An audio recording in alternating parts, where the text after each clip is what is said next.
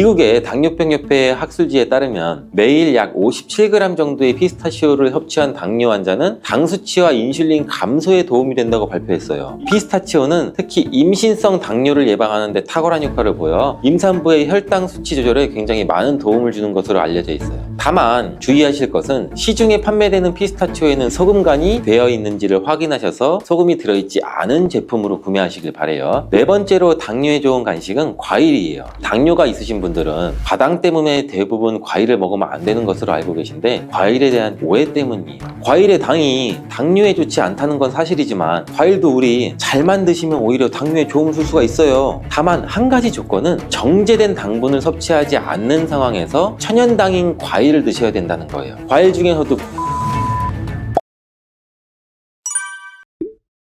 일단 당뇨가 발생되게 되면 우리 먹지 말라는 것, 먹으면 안 되는 것이 너무 많죠. 당뇨는 평생 관리해야 되는 질환이라고 하잖아요. 이것 때문에 평소 즐겨 먹던 음식들을 거의 다 못 먹게 되고 약간 항상 허기를 느낄 수밖에 없죠. 당뇨가 있으신 분들한테 식단 관리가 필수인 이유는 식이요법 없이는 치료가 불가능하기 때문이에요. 이 당뇨약은 혈당 수치를 인슐린 분비를 촉진시키거나 인슐린을 주입해서 인위적으로 혈당을 떨어뜨리는 역할을 하는 거고 당뇨병을 완치해 주는 것은 아니에요. 그렇기 때문에 당뇨가 있는 분들이 식이요법을 시작하게 되면 먹지 말라는 음식도 너무 많고 맛있는 기름진 음식도 먹으면 안 되고 밥도 많이 먹지 말라고 하니 먹어도 금방 배가 고파지고 매우 고통스러워 하시는데 당뇨가 있는 분들도 드셔도 되는 간식에 대해서 제가 알려드릴게요. 알려드리는 음식들은 당뇨가 있는 분들이 드셔도 괜찮을 뿐만 아니라 당뇨에 도움이 될 수 있는 것들이니 집중해서 영상 끝까지 시청해 주시기 바라요.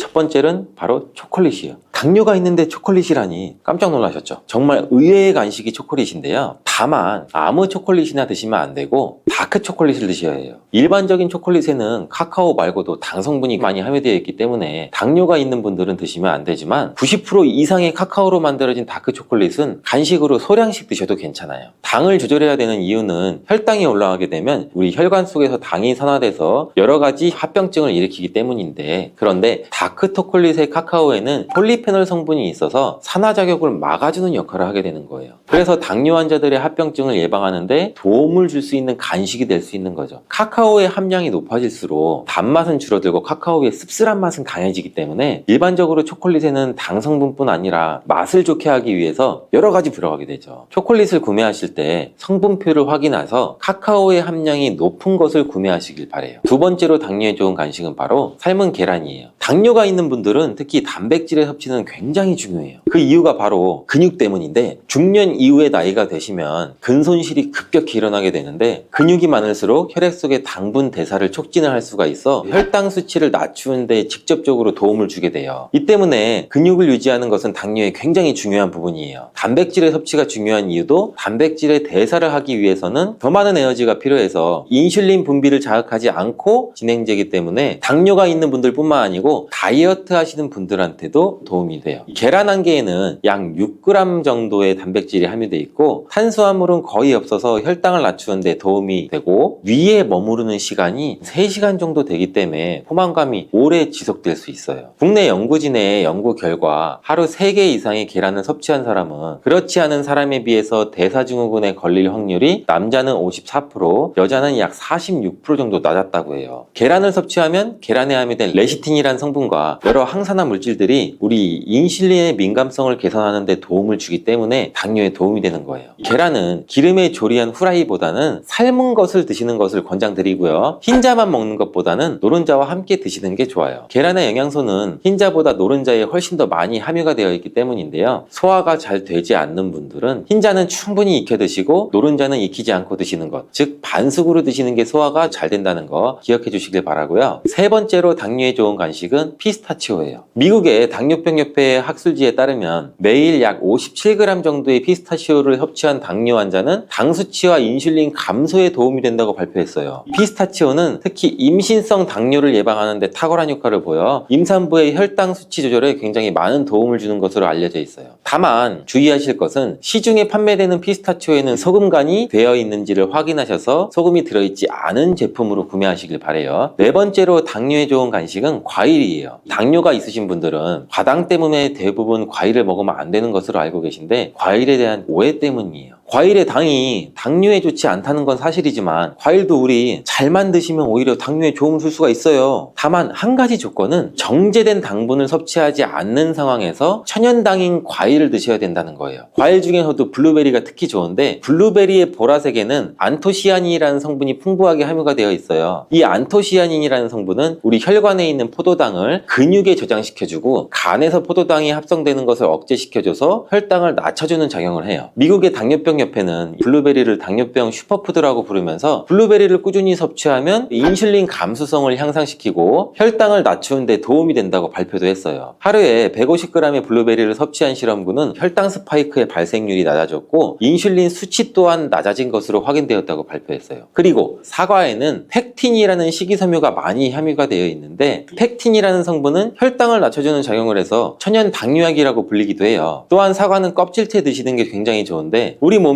좋은 영양 성분이 껍질에 거의 다 함유가 되어 있어요. 이 외에도 신맛을 나는 과일들이 당뇨에 탁월한 효능을 발휘한다고 해요. 신맛을 내는 과일에는 유기산이 풍부한데 유기산은 혈관 청소를 해주는 역할을 하게 돼요. 그리고 이 신맛 나는 과일에는 강력한 항산화제인 비타민 C, E, 셀레늄, 아연 등이 풍부해서 우리 몸 안의 염증을 치료해주고 산화된 혈관을 회복시켜주는 역할을 같이 해주기도 해요. 과일이 당뇨에 도움될 수 있지만 드시면 또 안 되는 것이 있어요. 그건 바로 말린 과일과 과일 주스예요. 말린 과일은 당도가 높고 많이 드시게 되면 혈당을 급격히 높일 가능성이 있어요. 그리고 과일 주스에도 식이섬유가 하나도 없고 당 성분이 첨가된 것들이 굉장히 많죠. 혈당 스파이크를 일으키는 주범이 될 수가 있겠죠. 과일을 드실 때는 가공된 과일이 아닌 천연 상태의 과일을 드시길 추천드리고, 5번째 당뇨에 좋은 간식은 바로 당근이에요. 당근이 당뇨에 좋지 않다고 간혹 잘못 알고 계시는 분들이 있는데, 당근에는 카로티노이드라는 성분이 굉장히 풍부해요. 이 성분이 강력한 항산화 물질인데 당뇨로 인한 혈관 합병증을 예방하는데 탁월한 효능을 발휘하는 성분이에요. 당근을 손가락만한 크기로 잘라서 보관하셨다가 공복에 허기가 생길 때 꺼내 드시면 허기도 사라지고 혈당 관리에도 좋고 당뇨나 합병증도 예방할 수 있으니 한번 씹어 드셔보시길 바래요. 함께 드시면 좋은 채소로는 오이, 샐러리, 파프리카 등등이 있습니다. 6번째로 당뇨에 좋은 간식은 볶은 콩이에요. 검은 콩의 껍질에는 강력한 항산화 성분인 안토시아닌이 풍부하게 함유가 되어 있고, 콩에는 단백질도 풍부하게 함유가 되어 있어 불포화 지방산도 들어있어요. 볶은 콩은 심혈관 질환을 예방하는 데 탁월할 뿐만 아니라 담즙 분비를 촉진하는 데에도 큰 도움을 주는데, 변비가 있으신 분들한테도 도움을 주고 근손실을 방지하고 다이어트에도 도움을 줄 수가 있어요. 당뇨병이 정말 무서운 이유는 당뇨로 인해서 이 혈관에 문제를 일으키기 때문인데, 우리 몸은 전체가 혈관으로 이루어져 있기 때문에 우리 몸 전체에 합병증을 일으킬 수 있는 가능이 있다는 거죠. 대표적인 것이 심혈관 질환인데 심장병, 심방세동, 심근경색, 뇌혈관 질환, 파킨슨 치매 등등등 일으킬 수가 있어요. 또 관절과 말초신경에도 문제를 일으킬 수가 있는데, 당뇨로 발가락, 더 나아가 발목까지 절단하는 상황까지 이루어질 수 있는 굉장히 무서운 질환이에요. 눈의 혈관에도 문제를 일으키면 실명에까지도 이를 수가 있는데, 최근 논문에 따르면 당뇨에 걸린 사람은 암에 걸릴 확률이 50%까지 증가하는 것으로 보고되고 있어요. 당뇨는 이렇게 단순히 혈당의 문제가 아니라 몸 전체의 질병을 일으킬 수 있는 굉장히 무서운 병이에요. 그렇기 때문에 식이요법을 철저히 해서 당뇨를 예방하고 처방약을 드시는 분들은 식이요법과 병행해서 치료해야 되는 게 가장 좋은 방법이에요. 그러면 모든 과일들은 몸에 다 좋나? 아니죠. 아쉽게도 아니에요. 이 GI 지수가 높은 식품은 혈당을 급격히 상승시킬 수가 있어요. 특히 고칼로리 식사와 과다한 당분 섭취는 당뇨의 주요 원인이 될 수가 있어요. 당뇨가 있더라도 적당히 섭취하면 건강에 도움이 되는 과일들 제가 5가지 알려드릴게요. 당뇨가 걱정이라면 바로 이 과일을 드셔야 됩니다. 형형색색의 과일들은 우리의 눈과 입을 즐겁게 하죠. 또 계절마다 다른 제철 과일들을 손꼽아 기다리기도 하고요.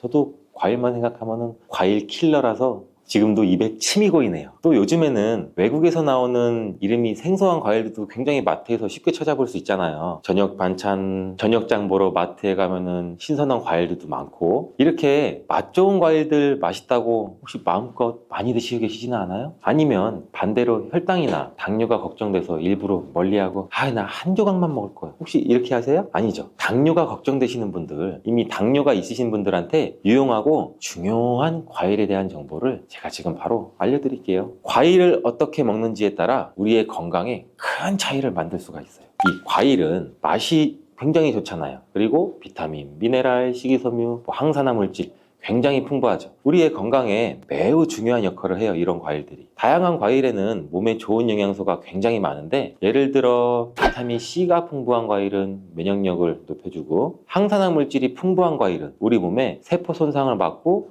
노화 방지에도 도움을 주고, 또 과일에 포함된 이러한 식이섬유는 우리 소화 건강을 돕고 혈당 조절에도 중요한 역할을 하는데, 그러면 모든 과일들은 몸에 다 좋나? 아니죠.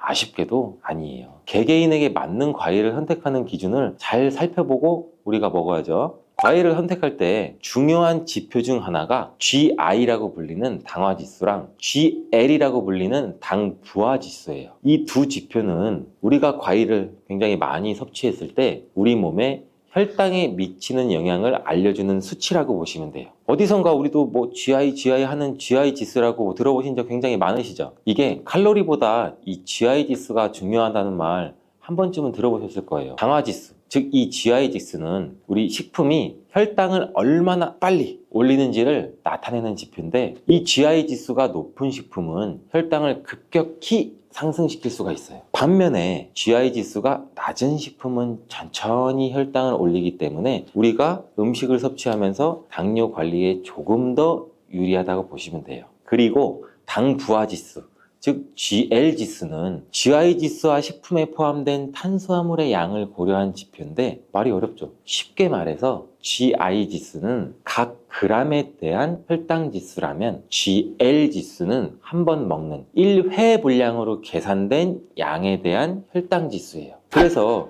이 지수가 실제 혈당 반응을 더 정확하게 반영한다고 볼 수 있어요. 일반적으로 당화지수와 당부하지수가 낮은 과일이 이 혈당 스파이크, 즉 혈당이 급격히 높아지거나 낮아지는 이런 현상을 일으키지 않는데, 이 때문에 혈당이 걱정되시는 당뇨 환자분들은 이러한 과일을 잘 알고서 드셔야 되는 게 중요하겠죠. 당뇨병은 혈당 조절에 문제가 생기는 질환인 거 다 아시죠? 대부분의 경우 인슐린이라는 호르몬이 정상적으로 작용하지 않거나 인슐린 저항성의 문제와 분비량이 부족해져서 혈당이 높아지게 되는 거죠. 주된 원인은 크게 보면 유전적인 요인과 생활 습관에 있어요. 이러한 당뇨병은 가족력으로 전해지는 경우도 많고, 또한 불규칙한 식습관, 과도한 스트레스, 운동 부족, 비만 등도 굉장히 주요한 원인인데, 특히 고칼로리 식사와 과다한 당분 섭취는 당뇨의 주요 원인이 될 수가 있어요. 그래서 더더욱 음식을 드실 때 더 잘 알아봐야 하는데, 우리 당뇨가 있으신 분들은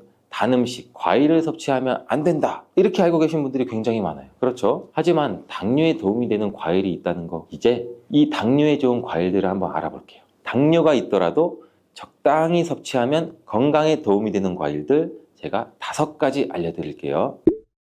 첫 번째는 블루베리입니다. 이 블루베리는 대표적인 당뇨에 좋은 과일로 잘 알려져 있는데, 그 이유가 아까 설명드린 GI 지수가 낮기 때문이에요. 이 GI 지수가 낮다는 것은 쉽게 말해 혈당을 급격하게 올리지 않는다는 뜻인 거, 우리 다 이해하셨죠? 그래서 블루베리는 당뇨 환자들이 섭취하기에 굉장히 좋은 과일이에요. 블루베리는 또 항산화 성분이 굉장히 풍부해서 우리 몸의 세포 손상을 예방하고 염증을 줄이는 데 도움도 돼요. 특히 이 블루베리 껍질에 풍부하게 함유된 안토시아닌이라는 항산화 물질은 혈당을 조절하는 데에도 긍정적인 영향을 미치고, 또한 우리 눈 건강에도 굉장히 도움이 많이 되기도 해요. 이 블루베리는 식이섬유도 많고 우리 몸의 소화 속도를 늦추고 혈당 상승도 완만하게 만드는데, 이 블루베리를 생으로 신선하게 먹거나 요거트나 샐러드에 추가해서 먹으면 굉장히 맛있게 드실 수가 있어요. 하지만 과유불급 블루베리도 당분이 함유되어 있기 때문에 하루 한 줌 정도만 드시는 걸 추천드리겠습니다.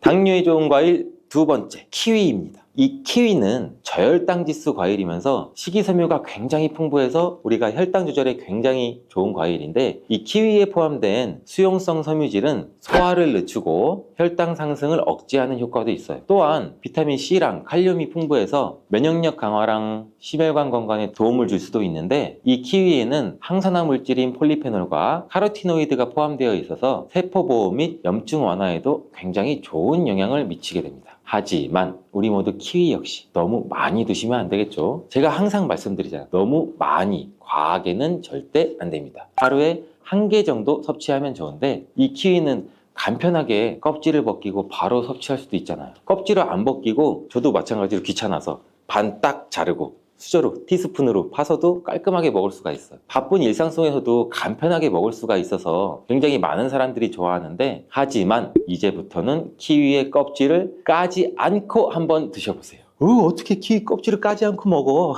키위의 껍질에는 실은 속살보다 더 많은 섬유질, 즉 식이섬유가 풍부해서 변비나 장 건강에 도움을 줄 수 있고, 굉장히 다양한 항산화 물질이 포함되어 있기 때문에 우리 몸의 세포 손상도 막을 수가 있다고 해요. 또 면역 체계에도 도움을 줄 수가 있다고 하고. 근데 까슬까슬한 털이 있어서 겉면을 잘 씻어서 껍질째로 한번 드셔보시는 게 좋을 것 같은데, 껍질이나 과육에 알러지 반응이 있으신 분들은 껍질을 벗기고 먹는 게 물론 좋습니다. 저도 실은 한 번도 키위를 껍질째 먹어보진 않았는데, 오늘 집에 가서 한번 잘 씻어서 도전해 보겠습니다. 여러분들도 한번 도전해 보세요. 세 번째 과일은 배입니다. 배는 저혈당 지수 과일 중에 하나로, 특히 배에는 수용성 식이성분인 펙틴이 풍부해서 우리 몸의 소화 과정을 늦추고 혈당이 급상승하는 걸 억제하는 데 도움을 줄 수 있습니다. 배의 섬유질은 장 건강에도 좋고 우리 변비를 예방하는 데도 아주 효과적인데, 배는 비타민 C, 항산화 성분, 그리고 수분이 많이 포함된 과일로 우리 몸의 수분 균형을 유지하는 데도 물론 도움을 줘요. 수분이 풍부한 배는 특히 체내 독소 배출과 배뇨 촉진에도 좋은 영향을 주는데, 이로 인해서 배는 당뇨 환자의 전반적인 건강 유지에도 긍정적인 영향을 준다고 해요. 또 배는 달콤하고 시원한 맛이 있어 남녀노소 호불호 없이 굉장히 좋아하는 과일이죠. 차게 냉장고에 해놨다.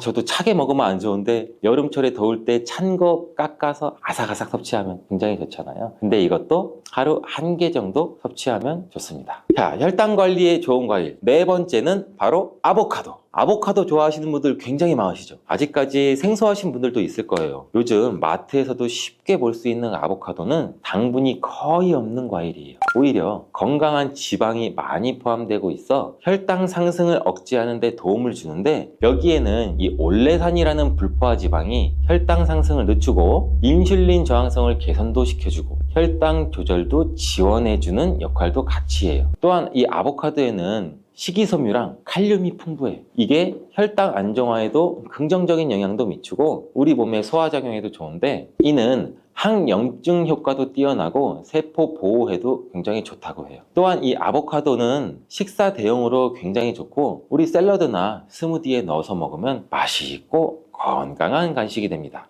그러나 이렇게 몸에 좋은 아보카도도 너무 많이 섭취하면 탈이 날 수가 있어요. 하루에 1개 정도 섭취하는 것이 적당하다고 합니다. 5번째 과일은 사과입니다. 저는 새콤달콤한 이 사과를 정말 좋아하는데, 이 사과가 외국에서는 하루 한 알의 사과면 의사 선생님이 필요가 없다, 진짜 이런 말이 있을 정도로 몸에 굉장히 좋아요. 이 사과는 식이섬유가 매우 풍부한 과일인데, 사과에 포함된 펙틴이라는 식이섬유는 아까도 잠깐 말씀드렸듯이 소화 속도를 늦추고 혈당 상승을 억제하는 데도 굉장히 효과적이에요. 특히 껍질을 포함한 사과를 섭취하면 이 식이섬유의 섭취량이 훨씬 많아져 혈당 관리에 큰 도움이 될 수도 있고, 사과도 또한 이 저혈당 지수 과일로 혈당을 급격하게 올리지 않으므로 당뇨 환자가 섭취하기에 굉장히 좋은 과일이에요. 또한 이 사과에는 비타민 C가 풍부하고 폴리페놀과 같은 항산화 성분도 포함되어 있어 당뇨뿐만 아니라 염증 완화와 면역력 강화에도 도움을 줍니다. 이 사과는 하루 1개 정도 섭취하면 좋고, 드실 때는 껍질을 깎아서 드시지 마시고 껍질까지 깨끗이 세척해서 함께 드셔야 된다는 점 잊지 마세요. 자, 이렇게 당뇨에 좋은 5가지 과일을 알아봤는데, 이렇게 맛도 좋고 건강에도 좋은 과일도 섭취 방법이 매우 중요해요. 그럼 당뇨에 악영향을 줄 수 있는 과일 섭취 방법에는 무엇이 있는지 알아볼까요? 당뇨에 안 좋은 과일 섭취법, 첫 번째, 과일 주스로 주시는 거예요. 과일 주스를 100%, 이 100% 과일 주스로 드셔도 가공 과정에서 당분이 많이 포함될 수가 있고, 또 이 액상이라서 몸의 흡수 또한 일반 과일을 먹었을 때보다 우리 몸이 흡수율이 빨라질 수가 있어요. 이렇게 흡수율이 빨라지면 이 혈당 스파이크를 쉽게 불러일으킬 수도 있고, 주스 대신 생과일을 섭취하는 것이 훨씬 더 건강에 이로우니 우리 모두 기억하시길 바래요. 또 두 번째, 건조된 과일입니다. 과일 자체가 나쁘다고 제가 말씀드리는 거 아니에요. 건조된 과일인 건과일은 당뇨에 좋지 않아. 왜? 건과일은 과일의 수분 함량은 낮아지고 과일의 부피는 줄어들지만 당분은 그대로 함유하고 있어서 당분 농도가 높아요. 여러분, 혈당 지수 GI가 높아서 혈당을 급격히 올릴 수가 있기 때문에, 예를 들어 건포도, 건살구, 건무화과 등등 굉장히 많이 있겠죠. 이렇게 당분이 농축되어 있는 것들은 당뇨 환자이신 분들은 적당히 또 혹은 피해야 된다는 거 아시겠죠? 세 번째, 가공된 과일입니다. 이 가공된 과일을 피하는 것이 굉장히 좋은데, 이 가공된 과일이란 뭐냐? 통조림에 들어있는 과일. 이렇게 가공된 과일 굉장히 맛있잖아요. 통조림 복숭아. 생각만 해도 군침이 돌고, 통조림 요새 화채 만들 때 여러 가지 과일 있는 수박 넣고 통조림 까서 그 안에 있는 과일 부어서, 생각만 해도 침이 고이죠. 이 과일 통조림은 과일 주스 시럽이 함께 들어있는 경우가 많아서 당분이 농축되어 있어요. 이 당분이 농축되어 있어 혈당을 급격하게 올릴 수가 있기 때문에 과일을 섭취할 때는 신선한 과일 그 자체로 섭취하는 것이 굉장히 중요합니다. 몸에 안 좋은 과일 섭취 방법이 이것 말고도 중요한 것이 또 있는데 바로 알려드릴게요. 식사 직후에 마무리로 우리 디저트로 과일 한번 먹자.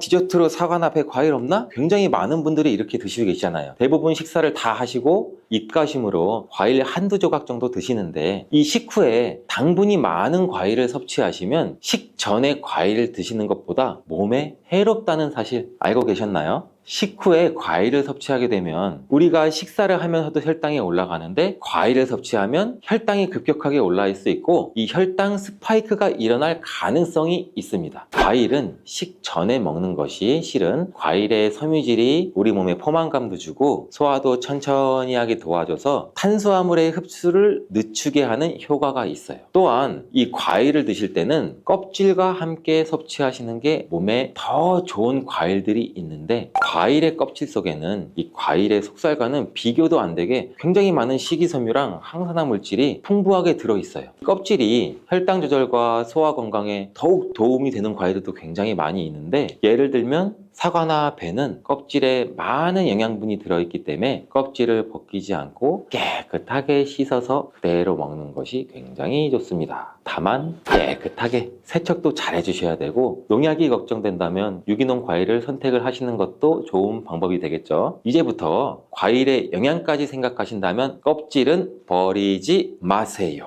마지막으로 섭취 방법과 함께 중요한 건 과일을 드실 때의 양을 꼭 조절해야 된다는 겁니다. 제가 계속 말씀드렸죠. 양, 적정량. 그럼 맛있는 과일을 한번 먹기 시작하면 배가 부를 때까지 드시지는 않나요? 물론 그런 경험 굉장히 많을 거예요. 저도 마찬가지고. 근데 과일은 이렇게 자연적인 당분을 포함하고 있기 때문에 적당량을 섭취하는 것이 굉장히 중요한데, 하루에 한두 개가 적당해요. 일반적으로 보면 이것도 과일 종류에 따라 달라서 굉장히 주의를 해주셔야 됩니다. 맛있는 과일 계속 저절로 손이 가더라도 손이 가요, 손이 가. 건강한 몸을 위해서 참고 너무 많이 먹지 않도록 주의하세요. 건강한 몸을 위해서 건강한 습관이 나를 만든다. 오늘도 꼭 기억해 주세요. 국제의학 바이오저널의 연구에 따르면 블루베리의 이 폴리페놀 성분과 우유의 단백질의 이 친화성 때문에 블루베리와 우유를 함께 먹게 되면 블루베리의 항산화 성분이 대부분 파괴된다고 발표했어요. 그리고 우유에 함유된 칼슘은 블루베리의 이 안토시아닌 성분과 만나면 킬레이터가 된다는데, 이것은 둘이 결합해서 덩어리를 만든다는 거예요. 그러면 당연히 불용성 물질이 되겠고 침전물이 생기고 우리 몸에서 녹거나 흡수가 되지 않겠죠. 그래서 몸 밖으로 배출이 된다는 소리예요. 이 과정에서 우리 몸에 머물면서 소화되지 않기 때문에 위와 장에 굉장히 큰 부담을 줄 수가 있고, 이 때문에 블루베리와 우유를 자주 섭취하거나 위와 장이 약하신 분들이 드실 경우에는 위장에 염증도 유발할 수 있고 위장관 질환이 생길 수가 있겠죠. 특히 신체 기능이 많이 떨어져 있고 나이가 많이 드신 분들이 이렇게 지속적으로 계속 드시면 위장이 안 좋을 수 있으니 주의해서 드시길 바래요. 블루베리 주스를 만들어 드실 때는 우유 대신 오트밀이나 물을 첨가해서 드시는 게 좋겠죠. 우유가 블루베리와 맞지 않는다고 맞는다고 해서 요거트도 맞지 않는다는 것은 아니에요. 요거트는 발효 과정을 거쳐 단백질이 쉽게 분해되기 때문에 항산화 성분의 흡수율을 오히려 높여줘요. 요거트에 냉동 블루베리를 얹어서 먹는 것은 좋은 블루베리를 먹는 방법이 되겠습니다. 블루베리를 드실 때 주의하셔야 할 분들도 있어요. 블루베리에는 살리실산이라는 성분이 있는데 이것 때문에 알레르기 반응을 일으키시는 분들이 간혹 있거든요.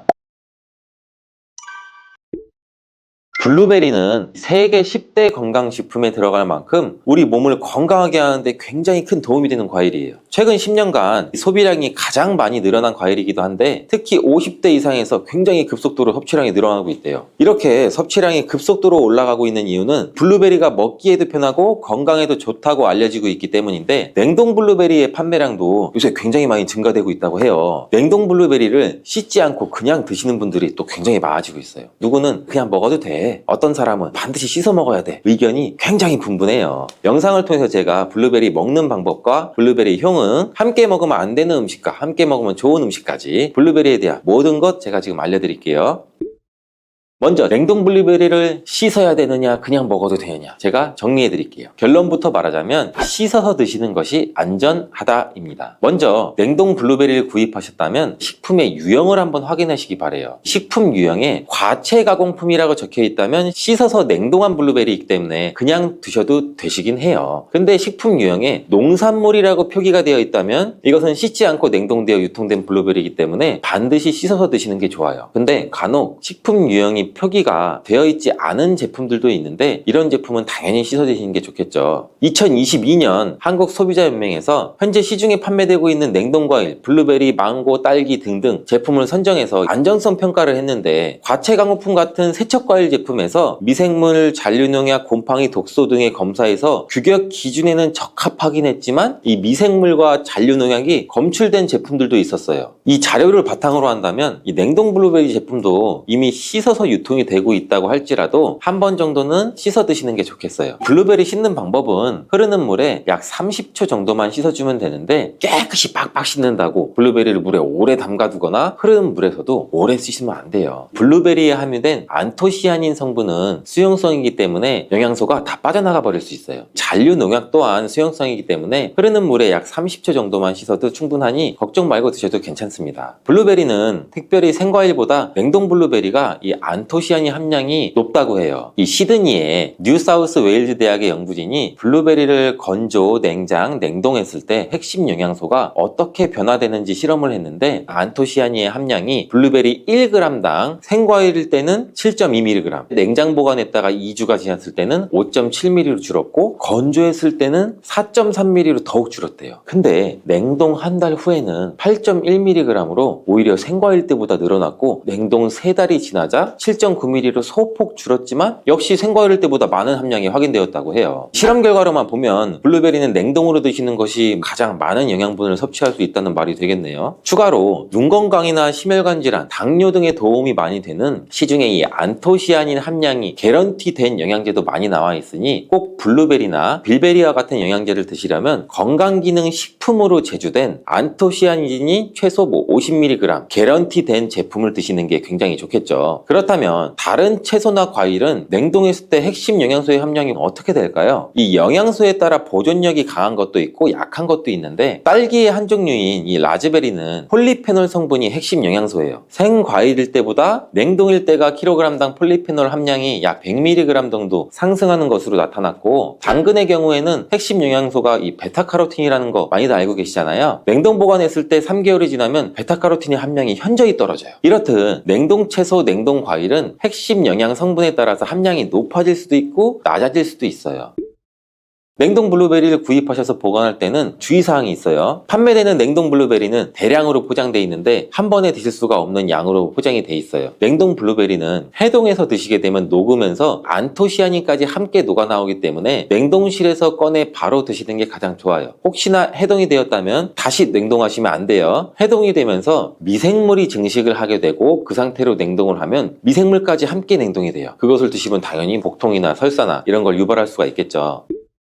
블루베리의 핵심 영양소인 안토시아닌은 폴리페놀의 일종으로 식물에 굉장히 많이 함유된 청자색을 띠는 성분이에요. 블루베리의 색깔이 짙은 보라색을 띠는 것은 바로 이 안토시아닌 성분 때문에 그런데, 안토시아닌의 과일변 함량에서는 빌베리 블루베리가 가장 높은 함량을 가지고 있는 것으로 알려져 있는데, 안토시아닌 함량이 높고 좋은 빌베리일수록 우리가 먹었을 때 입안에 보랏빛으로 착색이 심하게 되는 경우가 많나요. 인공색소가 아니기 때문에 전혀 걱정 안 하셔도 되고, 10분 정도 지나면 자연히 없어지니 시중에 빌베리, 블루베리가 포함된 건강기능 식품을 드셨을 때 오히려 착색이 되더라도 전혀 걱정하지 않으셔도 돼요. 안토시아닌의 가장 큰 효능은 눈을 건강하게 한다는 것. 이 안토시아닌은 로놉신의 제합성을 촉진시켜서 이 시력을 보호하고 백내장이나 안구건조 등 망막염 등 눈질환을 예방하기도 해요. 눈의 피로와 노화를 방지해서 초기 근시도 예방하는 것으로 알려져 있는데, 강력한 항산화 물질인 이 안토시아닌은 우리 몸의 활성산소를 제거해서 세포의 노화를 방지해 주는데, 뇌 세포의 노화까지 같이 예방을 해준다고 해요. 폴리페놀 성분인 이 안토시아닌은 우리 뇌의 신경세포를 보호해주고 신경 전달 물질의 분비를 촉진시켜 뇌 기능도 향상시켜주면서 뇌의 해마를 자극해서 기억력도 향상시키고 치매를 예방하는 데도 도움을 줄 수가 있다고 해요. 이 테로스틸벤 성분이 뇌의 신경 전달 물질인 도파민과 노르에피네프린의 분비를 촉진시켜서 집중력을 향상시키는 데에도 도움을 주는 것으로 알려져 있고요. 간단히 말하자면 블루베리를 꾸준히 섭취하시면 기억력, 집중력을 향상시키고 치매를 예방하는 데에도 조금이나마 도움을 줄 수 있다는 거예요. 또한 활성산소를 제거하는 이 안토시아닌은 피부 미용에도 굉장히 좋은 효능을 발휘하는데, 이 피부 노화를 방지할 뿐만 아니라 염증을 제거하고 억제하는 효과도 있어 여드름 피부를 개선하는 데에도 도움이 돼요. 또한 비타민과 미네랄이 풍부해서 피부를 건강하게 유지하고, 풍부한 안토시아닌과 비타민C는 피부의 수분을 유지하는 데도 도움을 주고 주름도 예방하고 피부 톤도 밝게 하는 데도 도움을 줄 수가 있죠. 그리고 풍부한 식이섬유는 장의 운동을 촉진시켜주고 장내의 노폐물도 흡착하고 배출을 시켜서 피부 트러블 개선하는 효과도 같이 가지고 있어요. 나이가 들면서 머리 숱도 줄어들게 돼서 탈모를 걱정하시는 분들도 굉장히 많은데, 블루베리가 탈모 예방에도 굉장히 효과적이에요. 블루베리에 들어있는 이 안토시아닌은 튼튼한 모발이 자라날 수 있도록 모낭세포를 자극해주고 두피세포의 노화를 예방해서 탈모를 또 예방하게 되는 거예요. 블루베리에 함유된 또 비타민C는 머리카락 조직 형성에 필수적인 성분이고 콜라겐 생성을 촉진시킬 수 있는 성분이어서 모발을 강화하고 두피 건강을 증진하는 데에도 굉장히 큰 도움이 돼요. 항산화 성분이 안토시아닌은 머리카락 세포도 송산시키는 이 자유라디칼을 제거하고 머리카락 손상을 예방하는 데 도움이 돼서 탈모를 또 예방하는 그런 원리죠. 블루베리는 당뇨의 위험이 있는 분들한테 굉장히 큰 도움이 되거든요. 블루베리, 빌베리는 혈당 수치를 낮춰주고 당분을 에너지원으로 사용하는 이 신진대사의 과정을 촉진해주는 효능이 있어요. 미국의 당뇨병 협회는 빌베리, 블루베리를 당뇨병 슈퍼푸드라고 부르면서 블루베리를 꾸준히 드시면 인슐린 감수성을 향상시키고 혈당을 낮추는 데 도움이 된다고 발표했어요. 블루베리에 대한 연구를 굉장히 많이 진행을 했는데, 하루에 약 150g의 블루베리를 섭취한 실험군은 혈당 스파이크의 발생이 현저히 낮아졌고 인슐린 수치 또한 낮아진 것으로 확인되었다고 발표했어요. 블루베리에 함유된 이 안토시아닌뿐만 아니라 칼륨, 비타민 B6는 또 심장 건강을 지키는 데 굉장히 큰 도움을 주는데, 이 성분은 우리 몸의 콜레스테롤과 혈액의 지방을 감소시켜서 혈액순환을 또 원활하게 해준다고 해요. 이러한 효능으로 심장마비나 협심증을 일으키는 죽상동맥경화증을 예방하는 데 굉장히 큰 도움을 주게 되죠. 또한 호모시스테인이 우리 몸에 과다하게 축적이 되면 혈관을 손상시켜요. 그리고 혈전을 생성해서 이 심장마비, 뇌졸중 이런 심혈관 질환을 유발할 수 있는데, 블루베리의 풍부한 엽산과 비타민 B6는 호모시스테인의 축적을 방지해서 심혈관 질환도 예방할 수가 있어요. 블루베리를 많이 드시는데 이 블루베리 잎에는 관심이 별로 없는 것이 사실이에요. 블루베리 잎이 열매의 항산화 효능보다는 뛰어나다고 하는 사실 알고 계신가요? 블루베리 잎은 열매보다 이 안토시아닌 함량이 또 높고, 또한 폴리페놀의 일종인 클로로겐산의 함량도 높아서 열매보다 항산화 효과가 20배에서 30배 정도 높은 것으로 알려져 있어요. 굉장히 놀랍지 않아요? 이러한 블루베리 잎은 차로 우려서 드시면 되는데, 물 1리터 정도에 잎 약 4g 정도를 넣고 10분 정도 끓인 후에 식혀서 드시면 돼요. 블루베리가 새콤달콤 맛이 난다면 블루베리 잎차는 구수한 맛이 나더라고요.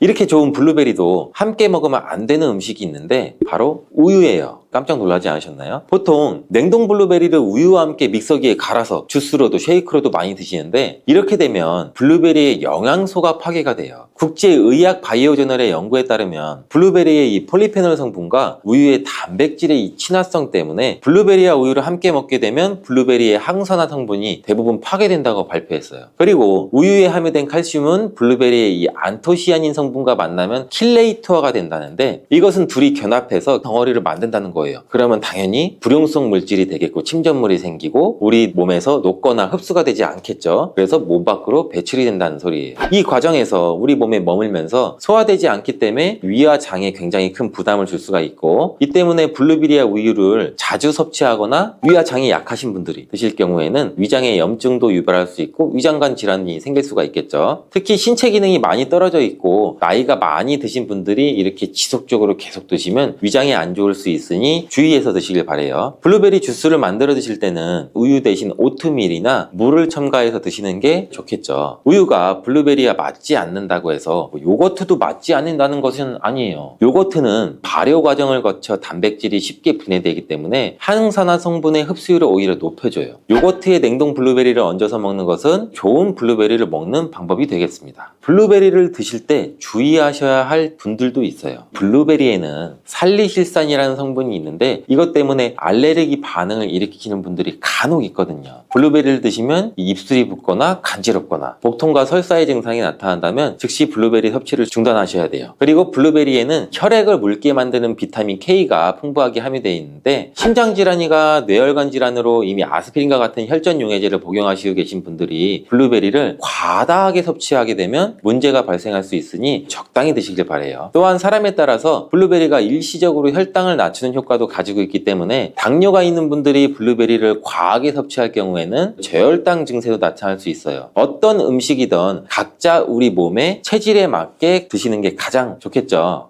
꿀은 그 자체로도 또 많은 약효가 있어요. 천연 항생제인 프로폴리스로 인해서 면역력을 높여주고 피로회복도 도와주고 위장 기능도 강화시켜주고 이렇게 도움을 주는 효능이 굉장히 많이 갖고 있는데 특별히 이 건조된 기관지를 촉촉하게 해주는데 굉장히 좋은 효과가 있어서 기침이나 가래를 완화시켜주는 약성도 가지고 있어요. 그래서 우리 흔히 약국에 가시면 프로폴리스 스프레이도 많이 추천을 해주시잖아요. 그래서 목 아프신 분들, 기침이 많이 나시는 분들한테서 많이 추천을 해주시기도 해요. 이렇듯 꿀과 함께 드시면 또 시너지 효과가 나타나 보약이나 다름없는 식품 5가지를 제가 바로 지금 소개해 드릴게요. 첫 번째는 바로 계피예요. 계피와 꿀이 만나면 여러 가지 효능들이 있는데 계피는 오래전부터 이 자연요법으로도 많이 사용된 식재료예요. 꿀과 계피의 조합으로 효능이 배가 된다는 것은 굉장히 많은 실험을 통해서 밝혀진 바 있고 겨울철이 되면서 관절도 여기저기 많이 쑤셔서 힘드신 분들 많으시죠? 꿀과 이것을 함께 드시면 관절염과 기침 감기가 싹 사라집니다. 예로부터 꿀물로 기침을 다스리기도 했는데 알고 계시죠? 고대 그리스에서는 꿀을 신들의 음식이라고 부르기도 했고 꿀은 인류 역사상 가장 오래된 천연 감미료이자 약재로 굉장히 많이 사용했어요. 이집트에서는 미라를 만들 때에도 꿀을 사용하기도 했고요. 꿀은 약으로 쓰일 만큼 우리 몸에 정말 좋은 효능들이 굉장히 많이 있는데 잘못 먹으면 약효가 하나도 없을 뿐만 아니라 오히려 몸을 해치는 독이 될 수도 있다는 사실도 혹시 알고 계신가요? 꿀의 종류와 절대 먹으면 안 되는 꿀과 좋은 꿀을 고르는 방법, 그리고 꿀과 함께 먹으면 좋은 최고의 음식 5가지 제가 지금 꿀에 대해서 모든 것을 한번 알려드릴게요.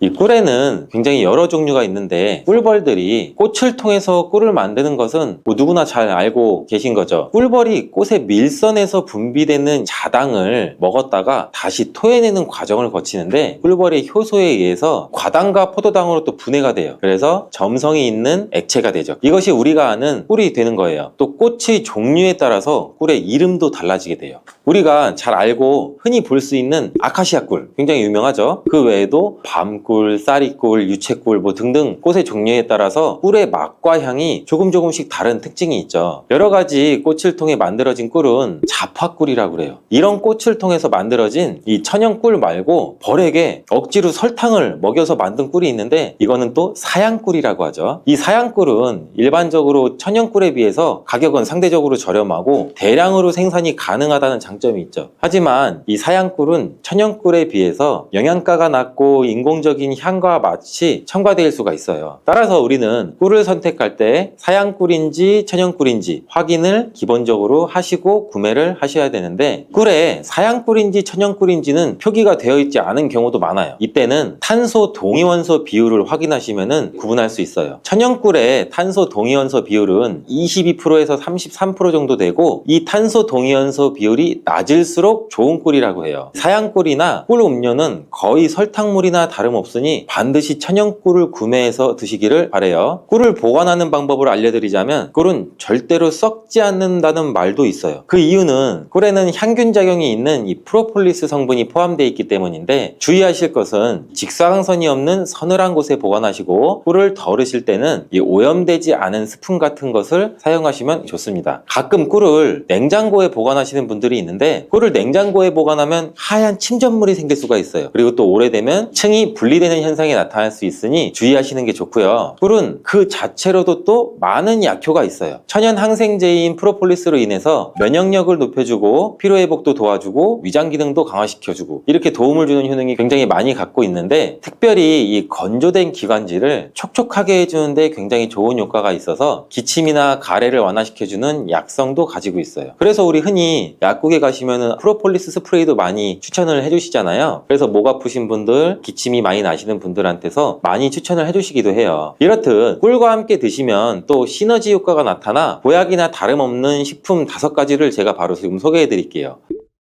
첫 번째는 바로 계피예요. 계피와 꿀이 만나면 여러 가지 효능들이 있는데, 계피는 오래전부터 이 자연요법으로도 많이 사용된 식재료예요. 꿀과 계피의 조합으로 효능이 배가 된다는 것은 굉장히 많은 실험을 통해서 밝혀진 바 있고, 겨울철이 되면서 관절도 여기저기 많이 쑤셔서 힘드신 분들 많으시죠? 지금 집중해서 영상 보세요. 꿀과 계피의 조합으로 가장 두드러지는 첫 번째 효능은 소염작용을 통한 관절의 염증을 완화시켜줘서 관절 건강에 큰 도움을 줄 수 있다는 거예요. 덴마크 코펜하겐 대학에서 꿀과 계피의 관절염 개선 효과에 대해 연구를 했는데, 연구진들은 약 200명의 관절염 환자를 대상으로 아침과 저녁 식사 전에 따뜻한 물에 꿀 1스푼과 계피 반 스푼을 티스푼으로 섞어서 마시게 했어요. 일주일 만에 환자의 약 73% 정도가 통증이 유의미하게 개선이 되었고, 한 달 내에 이전에 걷기도 힘들었던 환자의 대부분이 통증이 많이 감소돼서 걸을 수도 있게 되었다고 해요. 이 연구는 꿀과 계피를 함께 복용하면 관절염 환자의 증상을 개선한다는 데 도움이 될 수 있다는 것을 보여주고 있어요. 꿀과 계피를 함께 먹을 때의 효능 두 번째는 콜레스테롤을 조절해서 혈관 건강 개선에 도움을 준다는 거예요. 덴마크 농무부 연구 결과에 따르면 계피를 40일 동안 이 4분의 1 티스푼을 섭취하자 중성지방이 30%, 콜레스테롤은 20%나 감소했다고 해요. 꿀은 지질대사라고 해서 나쁜 콜레스테롤은 줄이고 좋은 콜레스테롤은 늘리는 작용을 해서, 계피도 풍부한 폴리페놀 성분이 꿀과 비슷한 효능을 나타낸다고 해요. 이 효능들이 더해지니 혈관의 지방을 제거하고 동맥과 혈관도 튼튼하게 해주고 심장이나 뇌졸중과 같은 이 혈관 질환을 예방할 수 있는데 도움을 줄 수 있다는 거죠. 꿀과 계피를 함께 먹을 때의 효능 세 번째는 감기와 독감 완화시켜 줄 수 있다는 거고, 요즘같이 추운 날씨에 감기 굉장히 많이 걸리시잖아요. 이때 계피와 꿀을 섞으면 굉장히 우리 몸에 도움이 돼요. 날씨가 추워지면 체온이 떨어지고, 체온이 떨어지게 되면 이 면역력이 떨어지게 돼서 감기에 걸리기 쉬워지는 환경에 우리가 노출이 되는데, 꿀과 계피에는 면역력을 강화시켜주는 성분이 함유되어 있고, 항균 및 항바이러스 효과가 있는 성분도 함유되어 있어서 감기와 독감을 예방하는데 굉장히 큰 도움을 줄 수가 있어요. 또한 항염증 효과가 있는 성분이 함유되어 있어 감기와 독감의 증상인 이 발열, 인후통, 근육통 등을 완화시키는 데에도 굉장히 효과가 커요. 꿀과 계피를 함께 먹을 때의 효능 네 번째는 위장장애를 개선하는 데 도움을 줄 수 있다는 건데, 꿀과 계피는 소화를 촉진시키고 위장 온도를 원활하게 도와주는 효능이 있어요. 위장을 따뜻하게 해주는 효능도 같이 가지고 있고요. 또한 꿀은 위산을 중화시켜서 소화를 돕는 역할도 같이 하기도 해요. 꿀과 계피가 위에 들어가면 위장의 점막이 자극이 돼서 위액 분비를 왕성하게 해줘서 소화장애에 도움을 줄 수 있어요. 그리고 위에 생긴 상처를 치료해줘서 개선을 시켜줄 수도 있고, 위궤양을 막고 이 경련성 통증도 억제해서 위장의 연동 응전도 촉진하고 가스 제거도 같이 배출시키는 효과도 가지고 있어요. 꿀과 계피를 함께 먹을 때의 효능 효능 다섯 번째는 노화 방지와 피부 개선에 도움을 준다는 거예요. 미국의 일리노이드 대학 연구팀은 꿀의 항산화 성분이 남성의 신체에 미치는 영향을 조사하기 위해서 남성을 대상으로 꿀물 섭취 그룹과 이 위약 그룹으로 나눠 연구를 진행한 실험도 있는데, 그 연구 결과 꿀물을 섭취한 그룹은 꿀물을 섭취하지 않은 그룹에 비해서 항산화 성분이 증가하고 신체 기능이 개선되는 효과가 나타났다고 발표를 했죠. 이는 꿀에 함유된 항산화 성분이 우리 몸에 활성산소를 제거해주고 노화도 방지해주고 면역력도 강화시켜주는 효과가 있기 때문이라는 말일 수가 있겠죠. 또 피부를 건강하게 해주는 효과도 볼 수 있었는데, 꿀과 계피를 함께 먹으면 피부의 보습과 탄력도 유지할 수 있어요. 그리고 꿀은 피부에 수분을 공급하고 계피는 우리 피부의 염증을 완화시켜주는 효과도 가지고 있어요. 꿀과 함께 드실 때 최고의 식품 중 두 번째는 마늘이 있죠. 꿀에 마늘을 재워서 드시는 분들 많이 계시잖아요. 아주 잘하고 계신 거예요. 이 꿀과 마늘을 함께 드시면 우리 몸에 굉장히 좋은데, 꿀과 마늘이 모두 면역력을 강화시키는 성분이 풍부하게 함유가 되어 있어요. 특히 이 마늘의 알리신 성분은 항균 및 항바이러스 효과가 뛰어나서 감기나 독감 등의 질병을 예방하는데 굉장히 큰 도움을 주고, 또한 마늘의 이 알리신 성분은 우리 혈압도 조절해주는 역할도 하고 우리 혈액을 맑게 유지해주면서 혈관을 건강하게 유지시켜주는 효능도 같이 갖고 있어요. 꿀은 혈액순환도 촉진하고 혈압을 낮추는 데에도 도움을 줄 수가 있어요. 꿀과 마늘 모두 항산화 작용이 뛰어난 성분들이 함유가 되어 있어 우리 몸에 활성산소도 제거해줘 노화를 방지해주는 효과도 가지고 있죠. 꿀과 함께 드실 때 최고의 식품 세 번째는 무예요. 무를 채를 써서 꿀에 재워 드시면 되는데, 기침과 가래에 효과가 아주 좋은 천연 약재라고 보시면 돼요. 감기에 걸려서 기침이 잘 낫지 않고 속이 더부룩하고 또 소화도 안 될 때 꿀에 무를 재운 걸 드시면 너무 좋은데, 무의 매운맛을 내는 이 시니그린 성분이 위장에 우리 점막을 자극해서 점액 분비를 활성화시킬 뿐만 아니라 기관지 점막에 붙어있는 가래도 묽게 만들어 몸 밖으로 쉽게 배출되는데 큰 도움을 주게 돼요. 또한 꿀은 기침의 약재로 많이 쓰이게 되는데, 영국에 있는 옥스퍼드 대학 연구팀이 감기 환자 약 1761명을 대상으로 조사한 결과 꿀을 먹은 환자는 감기 증상이 개선이 되고 치료 기간 또한 단축된다는 효과가 있었다고 보고되었는데, 한 연구에 따르면 알러지 감기 치료에 사용되는 이 항히스타민제인 디페니드라민 성분을 복용한 환자보다 꿀을 먹은 환자가 기침의 빈도와 정도가 더욱 개선되었다고 해요. 꿀과 함께 드실 때 최고의 식품 네 번째는 바로 오미자예요. 오미자와 꿀이 만나면 우리 몸의 호흡기 질환, 만성 기침에 굉장히 좋은 효능이 있는데, 요즘같이 찬바람이 불면 목이 건조해지면서 마른 기침이 계속 나와 또 힘들 수가 있죠. 또 마른 기침이 계속 나지만 가래가 없는 분들, 장기침이 계속 나와서 기침을 많이 하면 가슴도 아프잖아요. 그리고 또 일상생활 하는데 지장도 많이 있고 불편하신 분들이 굉장히 많잖아요. 이런 분들한테는 꿀과 오미자가 정말 좋은 조합이에요. 오미자는 폐와 기관지를 촉촉하게 해줘서 이런 마른 기침에도 효과적입니다. 꿀과 함께 드실 때 최고의 식품 다섯 번째는 바로 생강이에요. 생강을 채로 잘게 썰거나 갈아서 꿀에 재워서 드시면 되는데, 꿀생강은 기침에 당연히 좋고 몸에 찬 기운이 돌고 혈액순환이 안 되는 것 같을 때 드시면 더욱더 좋아요. 몸을 따뜻하게 데워주는 효과가 있고, 감기 초기 그리고 몸살이 났을 때도 드시면 컨디션을 회복하는데 굉장히 큰 도움을 받을 수가 있죠. 또한 소화불량일 때에도 꿀생강을 드시면 속이 편안해지는 것도 느껴보실 수 있을 거예요.